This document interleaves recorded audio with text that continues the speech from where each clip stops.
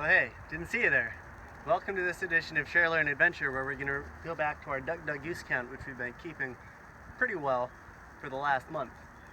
So, every day at noon we come out here and count whatever waterfowl we see on the cove. And right now I just counted 10 Canada geese. They're kind of way out at the edge there. You might not be able to see them super well from here.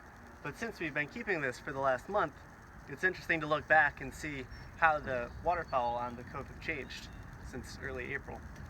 So when we first started counting, we were seeing a lot of hooded mergansers, which are really early returning birds, but also some of the last to go away in the fall. We saw lots of those guys, and then we had a huge influx of Canada geese, and we're seeing about 24 of them every day for 4 or 5 days.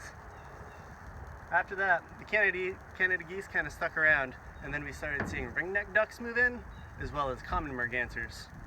So common mergansers will probably wind up nesting somewhere in the area. This is part of their year-round range. But the ringneck ducks are migrating, just passing through. So we haven't seen any for the last couple days, and that's probably because they're going all the way up to northern New Hampshire, northern Vermont, Maine, or Canada right now, and just passing us by. So that was really cool to hang out with them for a while they were here. And now it's kind of just down to Canada geese. We've seen a couple mallards. Every once in a while there's a common merganser out here. We're keeping our eyes peeled, and we're going to see what else stops by as the days continue to get warmer and as more waterfowl come back to this region.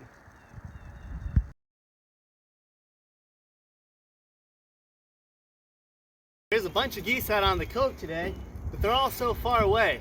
I know how to make them get closer. Let's chuck them some bread. No. Elijah, you can't feed the geese bread. I know, yeah, because bread's not good for geese. How about beans? No. How about peas? I've got peas. No. Hold on. Geese love sardines. Trust me, they're gonna go nuts for this. Elijah, don't feed the geese. Why? Because when you feed the geese, you're conditioning them to associate humans with food, and we don't want to do that. We want them to find their food all on their own.